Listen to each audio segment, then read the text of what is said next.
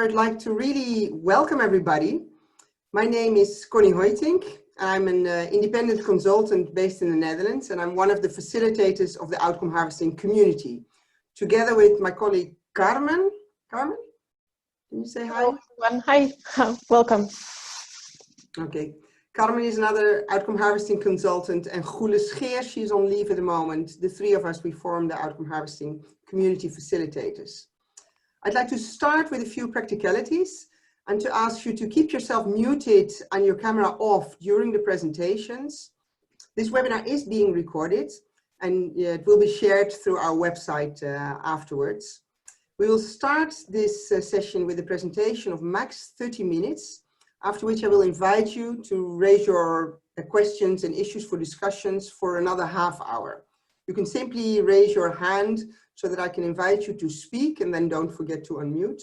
Or you can just type your question in the chat. You can already do so during the presentation, but the answers will come after the presentation. If you will also think you have an interesting outcome harvesting case that you wish to share on our forum, we are always very happy to receive them. So you can contact us through the regular channels, the Outcome Harvesting Forum or the website. Then I would like to give a special welcome to the participants that I understand are newcomers to outcome harvesting. You have to know, though, that this webinar is tailored for outcome harvesting practitioners, and therefore we assume some basic knowledge. Nevertheless, I do hope that you will enjoy this session, and we are currently discussing whether we in future we can host a separate session for new users. This presentation of today covers an emergent adaptation of outcome harvesting that integrates attitude change for the evaluation of peace programs that address identity-based conflict.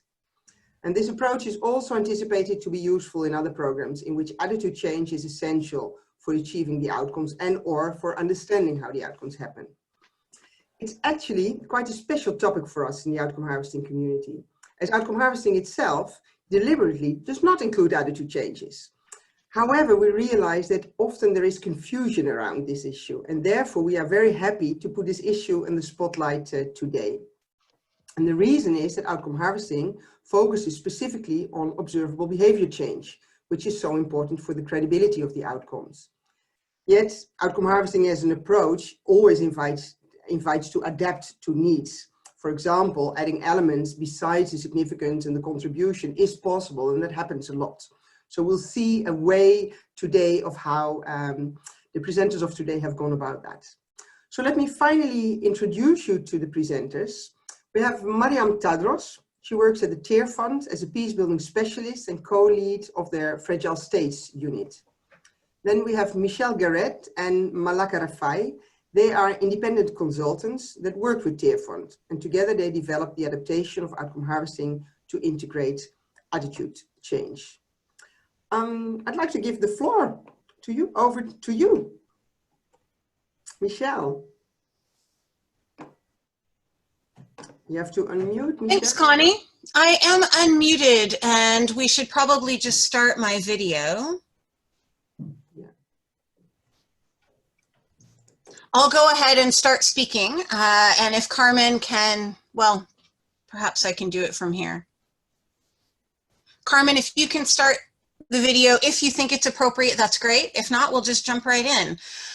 Yes, I'm Michelle Garrett, and together with my colleagues, I'll be telling you today a bit about why and how we are integrating attitude change into outcome harvesting, what value it has added in pilot evaluations, and what are the next steps, particularly within and through Tear Fund. In terms of the why, we are integrating attitude change under certain circumstances for two reasons. One is to contextualize outcome harvesting for certain types of projects. And the second is to make outcome harvesting more relevant to certain types of practitioners, specifically faith-based practitioners. In terms of the first point on contextualization, the three of us who are presenting today work primarily in the peace building and conflict transformation space. And we found that Outcome harvesting is often very well received in that space because of its goal-free approach. In peace building, the contexts are complex, and often, though not always, there's an emphasis on emergent participant-led planning, which makes it difficult to predict specific outcomes in advance. At the same time, as you know, outcome harvesting focuses specifically and exclusively on changes in behavior. We believe that's appropriate for standard outcome harvesting because behavior is an observable and verifiable form of evidence. At the same time, in certain types of projects, attitude change is quite important, sometimes so important that we could say it's essential for either achieving outcomes or understanding how outcomes happen in order to inform future programming. We've certainly seen that happening in interreligious peace building. We're starting to see it in other types of peace building that work on identity-based conflict, and we believe there'll be other applications as well. We're keen to hear from all of you on that. The second why, the second reason why we're doing this is to increase the relevance of outcome harvesting to faith-based practitioners. Of course, the faith-based sector obviously is not a monolith. People and organizations differ, but we have seen with some level of consistency that faith-based practitioners really like and resonate with the goal-free aspect of outcome harvesting, and yet struggle a bit with the absence of attitude change. Attitude often matters deeply to faith-based practitioners, not only as a stepping stone to get to outcomes, but as an inherently important aspect of being in the world. Interestingly, you can see a quote on this slide developed by our own Ricardo Wilson Grau together with David Steele, bringing that well-known issue to the attention of the evaluation community. And I would like to take a moment to shout out to David Steele, who is actually on the call. David, we appreciate your work on this, as well as your work as a critical friend through the development of this adaptation.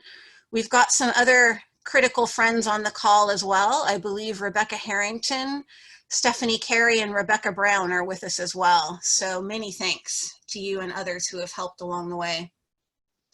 A quick input in terms of what we mean by attitude. In the adaptation that we're currently working on, we are borrowing from certain strains of social science to use attitude as an umbrella term for all of the invisible or non-observable things that happen inside of a person, including mindsets, perceptions, beliefs, etc. We are not assuming that each of those factors is exactly the same, but for purposes of outcome harvesting integration, so far, we're well served by grouping them together under the umbrella term of attitude change. In terms of the how we're doing this integration, first of all, there are a few core concepts that we want to be very careful to communicate. You can see in this diagram a fairly typical diagram indicating how activities may lead to longer term impact over time. And yet it's not typical in the sense that at the outcome level, we have added in the significance of attitude change. And we've drawn those, in fact, as a cycle of mutual influence in which attitude change not only influences behavior change or outcomes, but likewise, behavior change influences attitude change as well. And we've seen some interesting evidence of that in our pilot evaluations so far. The other key thing to notice in this diagram is that while both attitude changes and behavior changes are recognized as important, only the behavior changes can lead directly to longer term impact. which is why we are so careful, even as we're integrating attitude change, to uphold scrupulously all of the principles of standard outcome harvesting. So we will not compromise the clear definition of an outcome as a behavior change, and we will not compromise the position of outcomes as the conceptual backbone of the outcome harvesting process. Also, in terms of the how, these are the 6 steps of outcome harvesting that all of you are already quite familiar with. We use the same 6 steps, and we are simply integrating attitude change in each step, most prominently in steps 2, 3, and 4, around the identification, documentation, and refining of outcome statements, as well as the substantiation phase. So in other words, when integrating attitude change, we use the same 6 steps that you use, but we have a bit of extra work managing an additional data stream. In terms of the how, we've also learned that when talking to project participants, when identifying outcomes in conversation with project participants, which has been a very frequent feature of our pilot evaluations, it's really important to ask the right question. We have been asking an integrated question about behavior and attitude at the same time. What changes in behavior or attitude have you observed during this project? And we do that because most project participants do not distinguish between behavior and attitude. That is in fact the evaluator's job, so we'll get to that on the next slide. We also do it because in the case of faith-based practitioners, asking them about behavior change without simultaneously acknowledging the importance of attitude change just doesn't resonate. It often doesn't make sense. I've tried that approach and I've been greeted with a lot of blank silent stares. So we now integrate behavior change and attitude change in our questioning to participants. Of course, you'll notice that we're also using the phrase behavior change a lot as synonymous with outcomes, and we do that because it's more clear to local participants. They understand better when we say what we mean, which is behavior change. In terms of how we organize the data, we are simply adding in an additional column to the standard outcome harvesting spreadsheet, in which each row is populated by one behavior change, which is then crafted in to an outcome statement. We add in a column to capture the attitude changes that are linked to those behavior changes. It's a very simple modification to the data collection template, but it does lead to some additional complexities in the evaluation process. Probably the most important of which is around the substantiation phase. There's a couple of important modifications to note. One is that when we are integrating attitude change, we recommend wherever possible the use of 2 substantiators for each behavior change, because it's essential to include as a substantiator the person or group who experienced the behavior change in question. That's not always the case in standard outcome harvesting, but if you want to integrate attitude change, then you need to talk to the person or group who changed, because they're the only ones who can verify, explain, and unpack the attitude change as they experienced it. And then, of course, wherever possible, we're also including an additional independent observer for a more objective external point of view on the substantiation.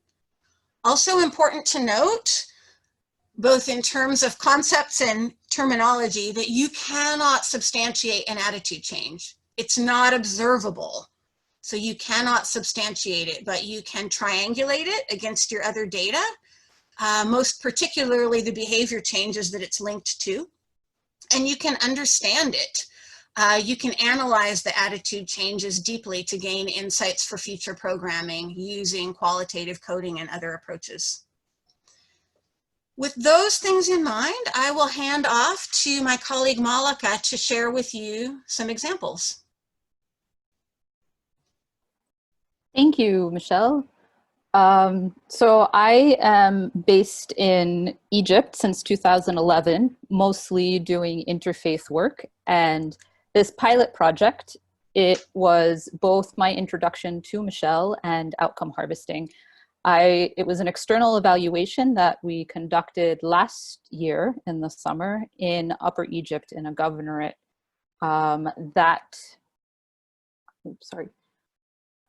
that had a pilot project focusing to bring together young people across faiths to learn, engage, and work collaboratively with one another. It was mostly Muslim and Christian, both Coptic and Orthodox youth within the governorate, and they were put into teams in 10 groups of 10 to 15 youth that attended training camps that were 4 to 5 days long. And the camps were 4 to 5 days, 24 hours a day. They were all together. There was a strong emphasis on the individual internal change because for most of them, this sort of project, this sort of setup was totally new to them. So there was a lot of internal change that was coming about just from experiencing a totally new setup. Throughout Upper Egypt and in many parts of the rest of the country, there's very few opportunities for Muslims and Christians to come together, and it's also for male and females to come together outside of the university. So public shared spaces are not that common, and they might exist, but parents, for example, might not let their children go to them. The external evaluation, it was aimed at identifying changes that were influenced in the pilot project and to also inform next phases. It was a little tricky for me because there were few documents that I could pull changes from. So it relied heavily on interviews. And I also had limited access to community members because the project was of a sensitive nature, since interfaith peace building is not something that is broadly done in the open here in Egypt.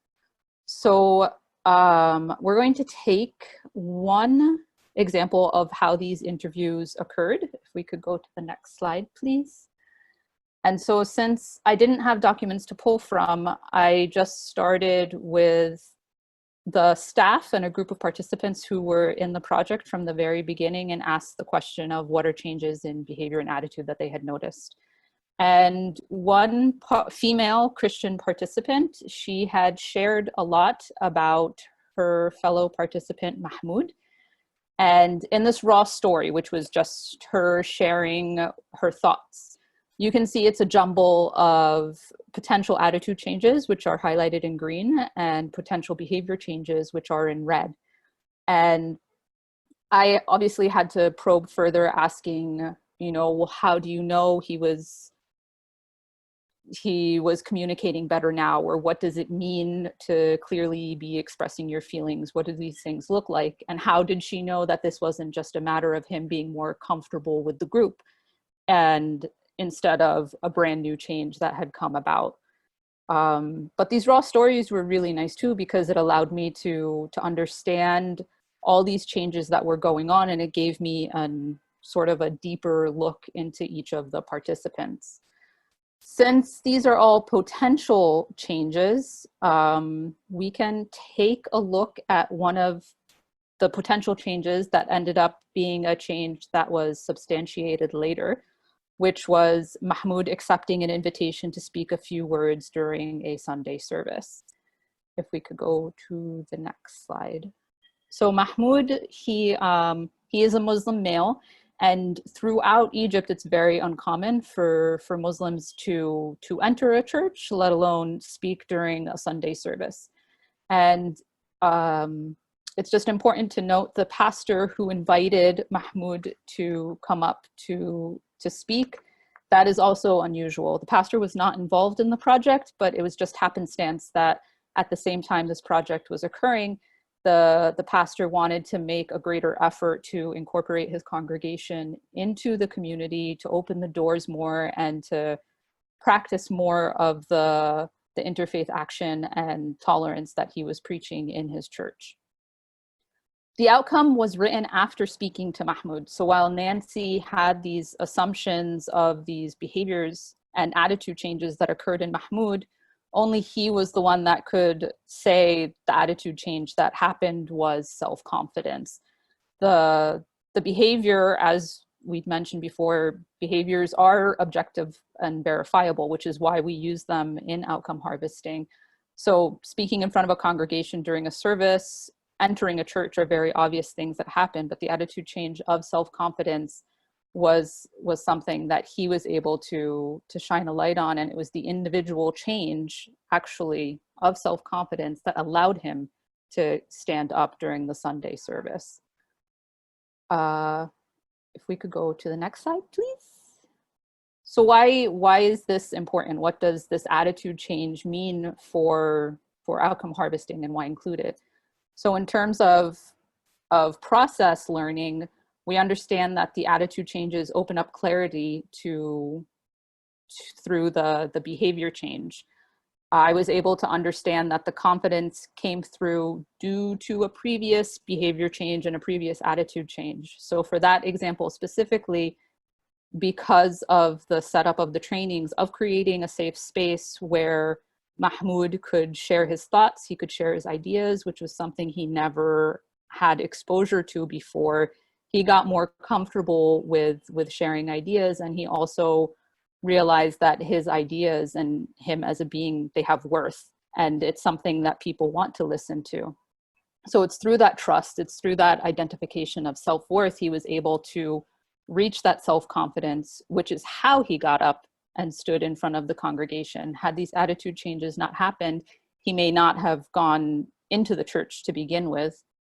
And this sort of reflects back onto the impact over time and the behavior and attitude change diagram that Michelle had shared earlier in the slide, in the presentation. As I said before, the attitude changes, they allowed me to learn more about the individual journey. And it's not necessarily that one attitude change is directly linked to a behavior change, nor is there a behavior change that's directly linked to an attitude change. Sometimes an attitude change might be mentioned, or there's an assumption, and noting it or recording it somewhere sort of allows you to notice behavior changes that you may not have noticed before. In peace building, so in terms of project utilization, it was also interesting because for peace building projects, a lot of times the attitudes are focused on tolerance or acceptance or how the quote unquote others interact with each other. But for this specific case, the self-confidence and the personal development was really important, and it could inform future strategy. Since Mahmoud has this confidence now, he's trying out new things to move forward, and so because of these attitude changes, he's somebody that the project can invest in and use them in the strategy. And it also, the pastor and these other local peace projects that helped these attitude changes and influence these participants would also be used in future strategy. And I am going to hand it back to Michelle so she can give an example on a more macro level in terms of using attitude change in projects. Thanks so much, Malika. Yes, this is one additional brief example because we want to give you a sense of how attitude change integration can work in a large-scale project. This is adapted from a multi-faith advocacy evaluation that took place in the global north. Details are disguised because they're quite sensitive. But for the most part, it's very real.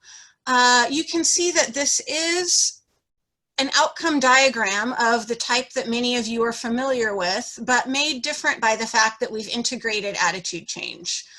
The blue circles are attitude changes, and the yellow squares are behavior changes. There's a lot going on here. I wish we could unpack all of it for you, but what's most important to notice for our purposes today is that there are a number of key gains in advocacy, in other words, key outcomes that simply would not have happened in the way that they did without the attitude changes, the blue circles that preceded them. It's also interesting to note that you can see here some examples of behavior change catalyzing further attitude change. In other words, yellow squares that lead to blue circles. So hopefully that's useful as a macro level example that looks at things from a different angle. With that, I'm going to hand off to Mariam to tell us what's next for Tearfund. Thanks, Michelle. Really great to be with you. And yeah, just to give an overview really of what we're going to be doing with this in the next season, now that we are coming to an end of having finished this toolkit, looking at outcome harvesting and attitude change. And it's been a really exciting process for us as an organization to know that outcome harvesting is a good and right way to go in terms of looking at identity conflicts and trying to measure impact, but having a hunch that there is that deeper work as well that we wanted to be able to evaluate and to understand. And so for Tearfund, with this, we're going to finalize, first of all, the publication of the toolkit that Michelle and Malika have been working with us for a while now, and have done a fantastic job. So we'll be getting that finished and published. So that will be available as well for others to utilize and to see. And then internally in Tearfund, we're looking to really roll this out by training up resource people within the organization who can accompany evaluations, who can actually begin to take this on and integrate it into our monitoring and evaluation systems. So we'll be doing training to get people up to speed and give them the tools that they need to be able to utilize this. And then we're really looking over the next year to do, hopefully, if we're able to, kind of 2 more pilot evaluations utilizing the toolkit and utilizing this methodology. Namely looking at potentially Myanmar and Burundi, one which is an interreligious focused peacebuilding program, and the other which is an integrated program which integrates peacebuilding with other developmental methodologies as well. With the evaluations, we also want to be able to take the toolkit beyond just the peacebuilding world. As Michelle's already kind of shared, it's relevant within the advocacy, within advocacy programming. Within Tearfund's own kind of types of programming, we're looking at how relevant it can be within our kind of church and community transformation work, and also within our kind of catalytic programming. All terminology that if you're interested, I can explain further, but just to say that we're looking at further beyond the peace building as to how relevant and how adaptable it is. And then finally, once we've done that and we've done those evaluations, looking to revise the toolkit again, and take the learnings from that and feedback that we want to receive from others who utilize it and embed it both within a revised toolkit, but also within our existing M&E systems and bring it in as business as usual eventually. So I guess just a couple of housekeeping things to share with you from our side, just to say that when the toolkit is finalized, we will be publishing it. It will be published, I think, to the OH Community Forum for you all to be able to access that. We will also be publishing it on our own Tearfund Learn website, which is an open source learning forum that Tearfund has. We can share those details once that's up as well.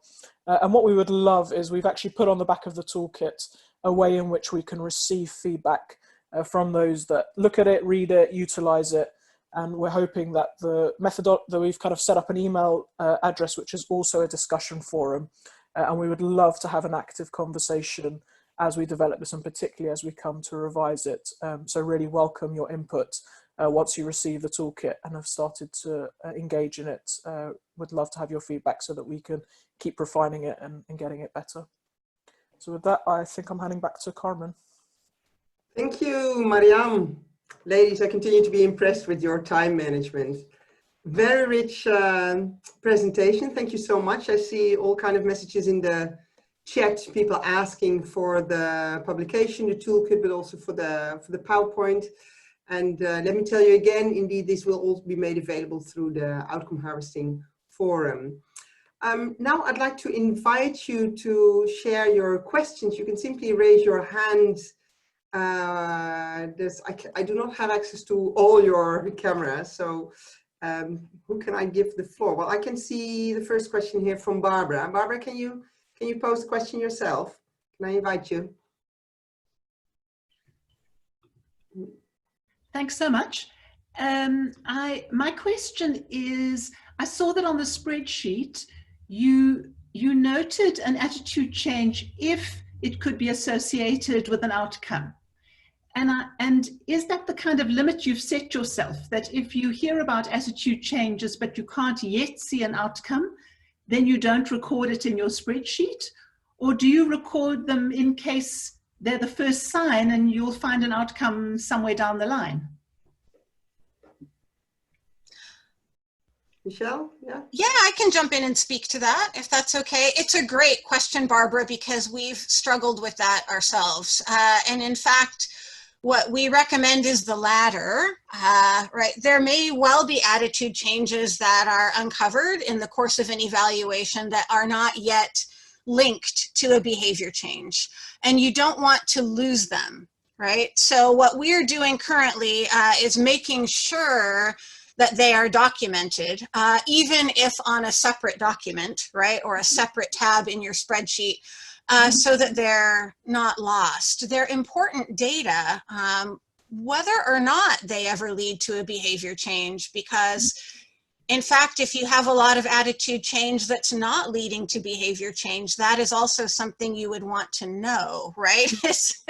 you would consider that possibly not optimal if there's a lot of attitude change without behavior change eventually linked to it.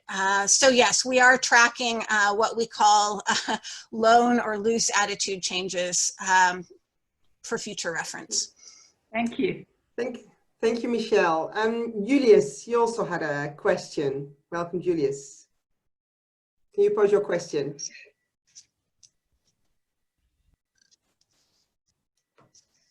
Julius?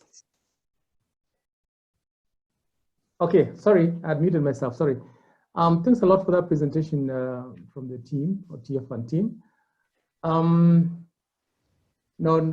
Okay. Sorry, you may not be able to see me very well because my computer is not very well. But what I'm saying, your example, your experience and examples has focused a lot on individuals. I'm wondering whether you have considered what would this mean at group or organizational and institutional level.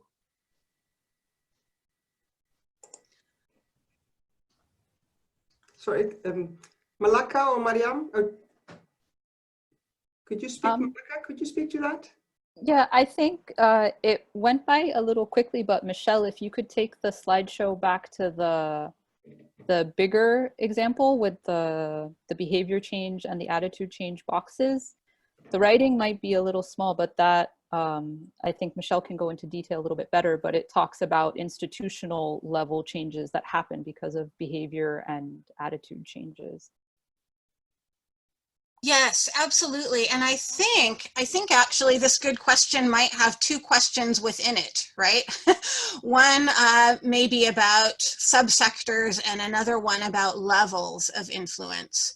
So indeed, in the example that Malaka shared, it was very much about the faith-based sector and very much at a micro level. But both of those sort of aspects and variables are flexible. So we do indeed envision that this adaptation could be useful outside of the faith-based sector in any other type of project in which attitude change is essential for achieving or understanding outcomes. This is something we haven't tested yet, right? So we're keen to hear from all of you, but we believe, for example, in areas of work like transformative gender approaches, child protection, none of those things are necessarily religiously affiliated, but definitely require, in many cases, a central component of attitude change. So we're eager to test that, and if you test it first, please let us know what you learn. And then yes, in terms of levels of influence, Malika's example, and in fact, much of our pilot work has been quite micro in nature simply because of the nature of the projects. But the same principles certainly hold true for larger scale projects as well. And we've integrated into the toolkit some tips and hints for projects that are working on individual transformation at the grassroots level. We've integrated into the toolkit some tips and hints for them in order to think about and shift their programs towards considering also an influence on higher level social change. And higher level, you mean beyond the individual level, like Yes. Yeah.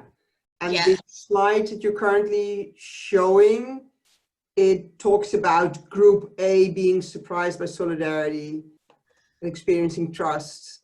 Group B Yes. experiences new awareness. So that is indeed at a group level. And without disclosing, what is this, a group, like a community, like a church community, or is this higher level? Do you remember what In level fact, an example of fairly local level faith-based organizing contributing to national level policy change.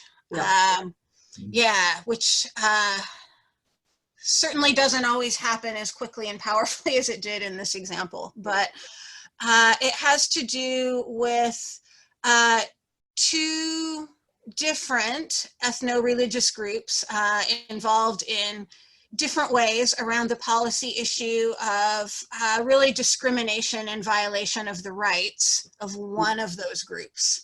And when the two groups began to come together for the first time, there were some very powerful changes in attitude around solidarity and trust, and they began to work together.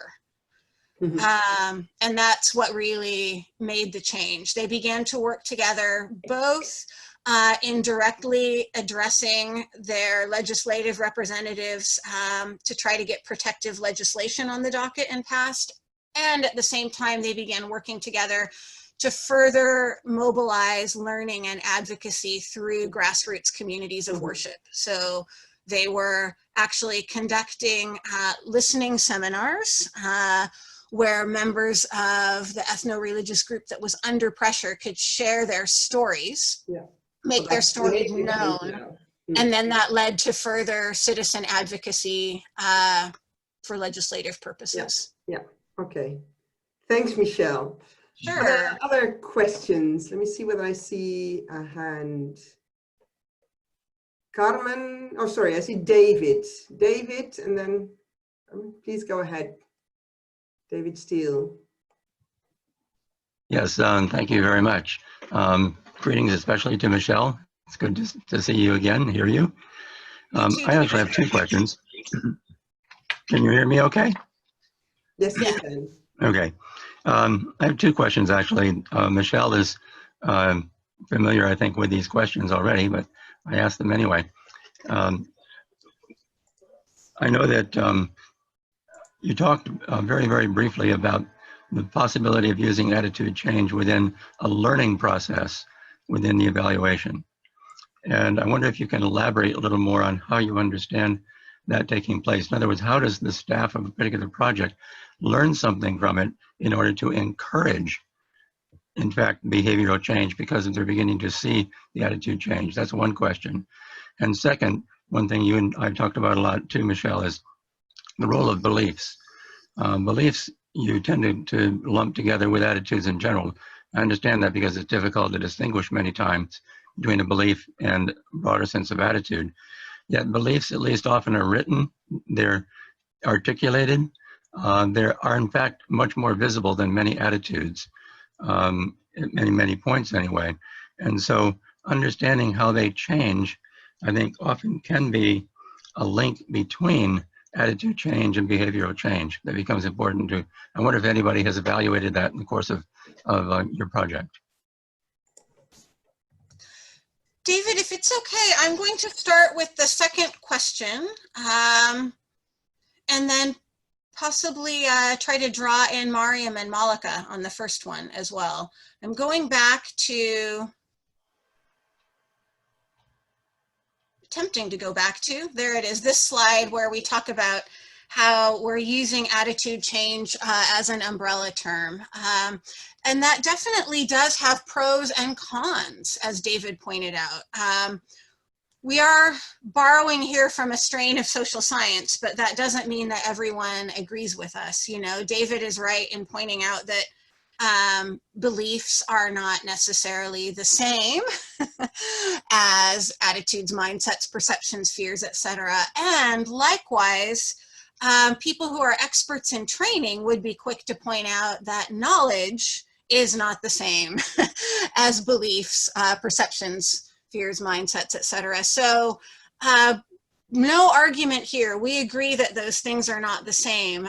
But what we have found is that for the current purpose of integrating internal transformation factors into attitude change, so far it served the purpose best to cluster all those types of internal transformation together.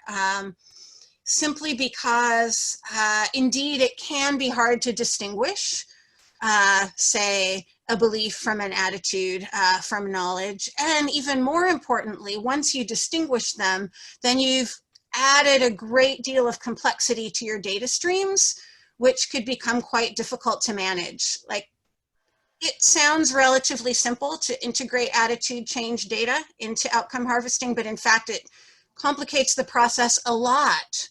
So we actually recommend that you only do it when it's relevant, when you need it. Right? And we think that separating out the different components of the attitude change umbrella would make it even more complex in ways that wouldn't serve the purpose most likely of an outcome harvesting evaluation. It could indeed serve other purposes, right?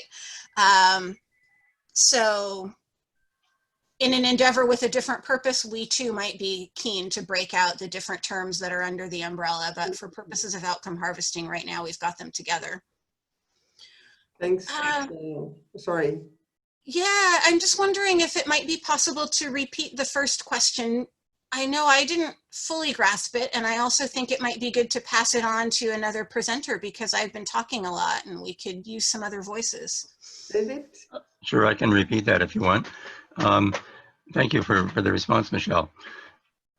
Basically, it's how do you use, you mentioned the need to use attitude change as part of a learning process. And I was asking you to spell that out a bit more. And that, in fact, could imply how you deal with belief systems as well, as part of the whole picture. But how do you use that as a learning process?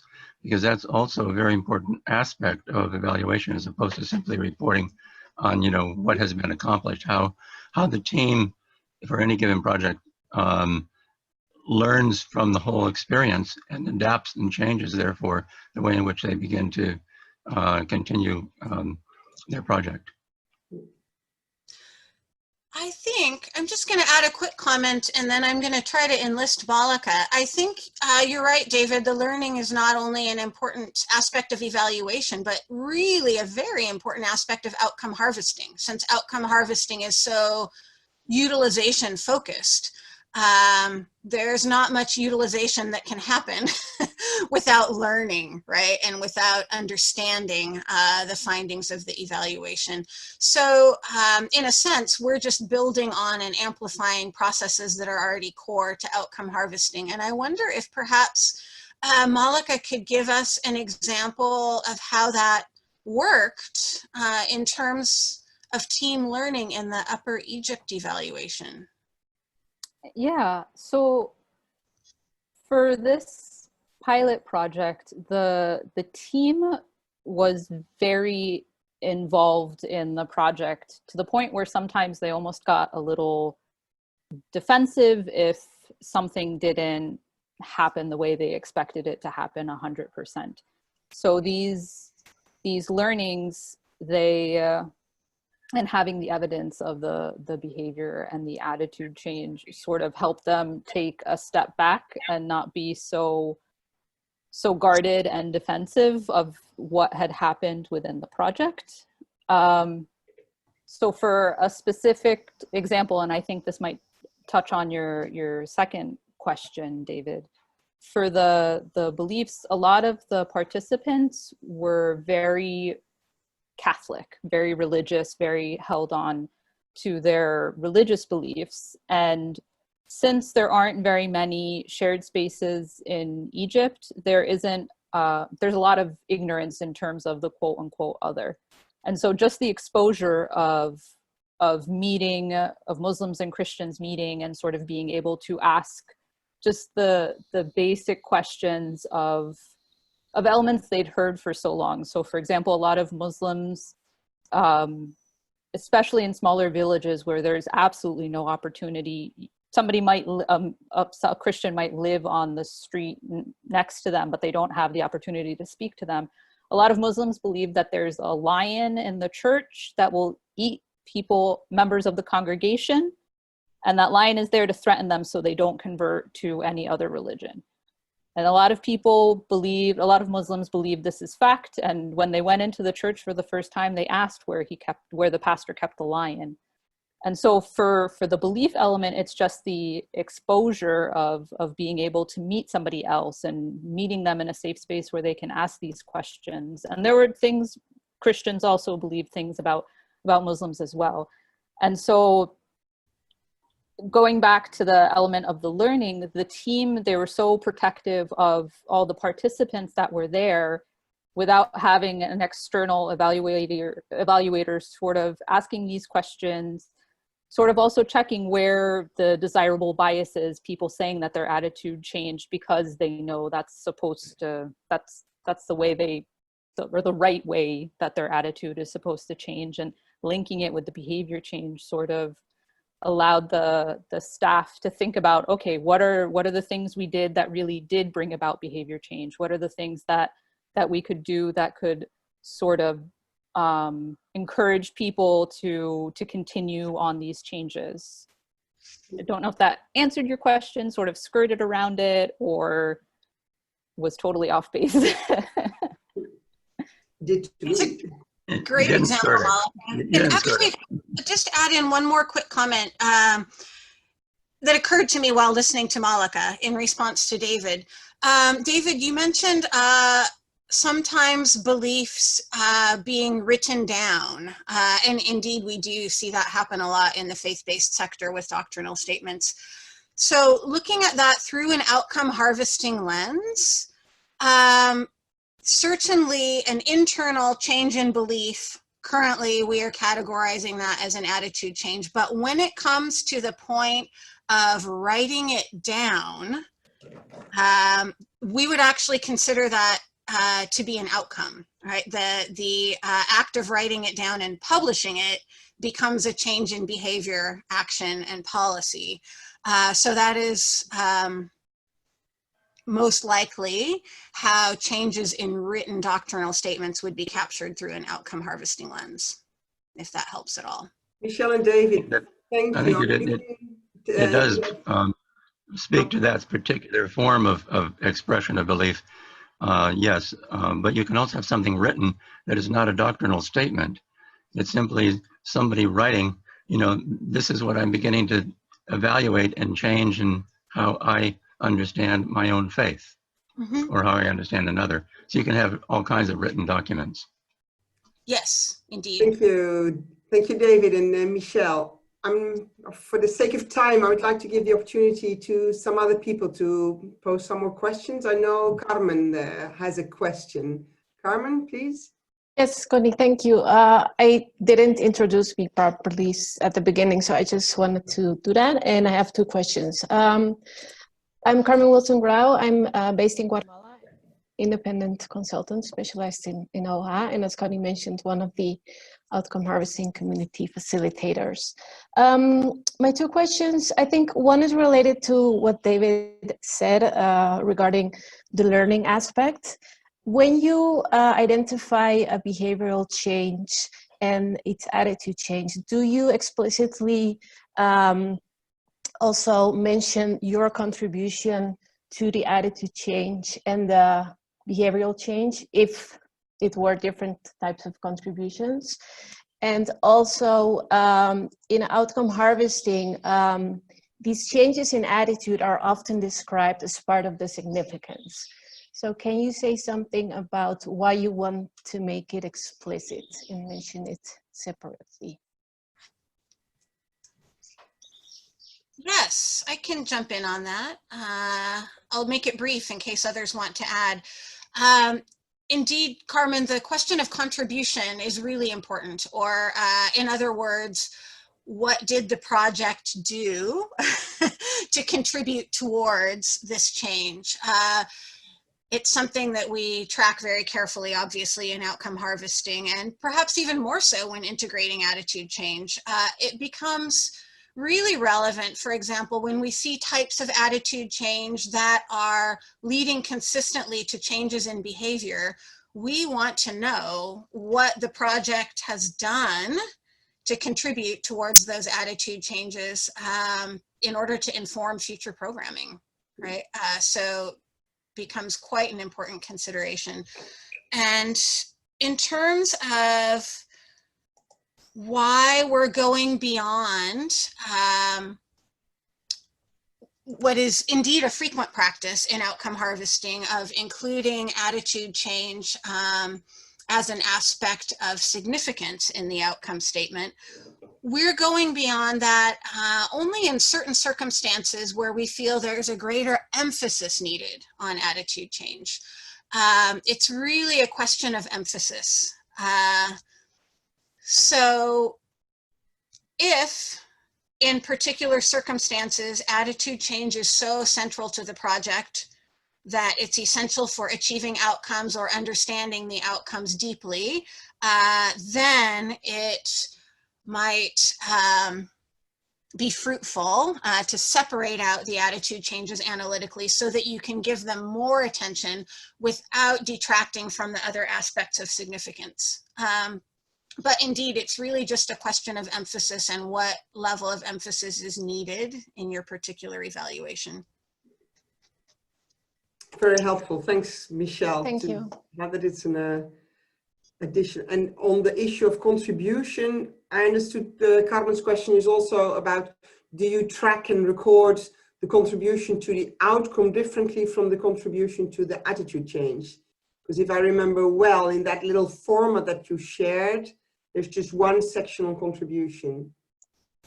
Yeah, that's a great question. Currently, we just have one column for contribution, and we're integrating contributions toward the attitude change and the behavior change together in that same column. But I think that's really worth exploring. I mean, it might, we'll track that on our feedback and questions for the future. It might be analytically better to separate them, but then again, it would also add a bit more complexity to the process. So we'll add that to our feedback and considerations for the future. Okay, thanks. Thank you. I see a contribution in the chat from Richard. Richard, do you want to speak to it? Welcome. Thank you, Connie. Thank you, everyone. I'll try with my camera. Tell me if it's a bad connection. Thank you very much for the presentation, all three of you, and the focus on attitude change alongside outcome harvesting. I think will be very eye-opening for many people because it's such a common area of interest when you're harvesting outcomes, what to do with the attitude changes which are observed. And so my question though is specifically on what Michelle, I think you very rightly, I think, highlighted the difference between, in terms of credibility, between the outcome part, which you can observe, and the attitude change, which is inherently an internal change. And I just, for my own clarity, I might have missed it, but I think you said that the attitude change can't be substantiated, but you could triangulate it in other ways. Yes. Yeah. And but then I thought you also said that and it makes a lot of sense to me, that if you're going to try and if you're going to try and substantiate, which kind of contradicts that, but perhaps, is that if you're going to triangulate an attitude change, then you need to go back to the person who's actually saying they've changed attitude. And that inherently makes very logical sense to me. But my question around that is, how do you then, have you thought of the situation where if you're harvesting directly from those people who are saying their attitudes have changed, they are your social actors, or are your sources, and to use our outcome harvesting terminology, then who is your second substantiator? Because the idea you said is to have two substantiators. Thanks, Richard. Michelle, we only have a few minutes left, but you know you're good. I know you're good at that. Please go ahead. Yeah, indeed, knowing that we cannot substantiate the attitude change component, and yet we want to talk to the person who experienced the behavior change in order to understand the attitude change. It's not really contradictory, but it is complex, right? What we're doing when we talk to the person who experienced the behavior changes, we are substantiating the behavior change and understanding the attitude change. You can substantiate the behavior change in numerous ways, but the only way to truly understand the attitude change is by talking to the person involved. So that's why we do it. But again, recognize, the possible sources of bias or skewing if we talk only to those individuals throughout the evaluation. So really trying to add in those additional independent observers. And I can't really say who they would be. It depends on the project, right? It could be other members of the community, other implementer, well, not the implementers, but yeah, it's hard to say, Richard. It depends on the project, but we definitely do advocate getting those additional independent observers into the mix and substantiation. Does that help? Yeah, it does very much. So the person is not substantiating their attitude change, but helping understand and to qualitatively understand it better. Yes. Yeah, exactly. Okay. Can I, Connie, can I just take a super quick moment to mention about the distribution of the toolkit soon when it's published? Everyone who's on the email list for the outcome harvesting community will receive it automatically. But if you are not on that list and you don't want to sign up for it, please just put your email address in the Zoom chat window right now. Send it to me either privately or in the view of the whole group, and I will make sure you're added to the list. Okay, maybe you can also move on to the last slide, Michelle, where it shows that, and the next Yes, week. I can. There's maybe a last question I can give to Mariam to close. That is a question from Mary Dalson. How do you see TIRFNT rolling out this effort across other programming? Is the toolkit for evaluators or practitioners? And Mary is also curious if the team is referencing the IRENI database or contributed to it and or the CRS social cohesion indicators. I'm reading this from the chat. Thanks, Connie. I was just actually responding in text, but I can say what I was going to write out loud. Yeah, so we are looking, as part of the rollout over the next year or two, we are looking at opportunities to pilot the toolkit across different programming sectors. We haven't quite determined which of those we will start with yet, but definitely that is part of the rollout, that we want to take it beyond just the peace building and test it in other sectors that we work in. Likely to be still around the qualitative to start with, and then to see how relevant it is beyond that. The toolkit, and Michelle and Malika, jump in if I speak heresy, but the toolkit is really written for teams implementing projects. So whoever might be the relevant staff within that, whether that's an M&E person or programming staff, where behavior change and attitude change really matters to the project being implemented. So I guess it's both evaluators and practitioners, depending on how you're going to roll out your evaluation within that. And in terms of the IRENI database, we have inputted some indicators as they were developing that, but that was before we'd actually finished this toolkit. And so we haven't contributed to the final version with any indicators from within the toolkit because the timing wasn't quite aligned with each other. And we haven't inputted into the CRS one. So very happy to take those conversations forward to see where we can align better on those.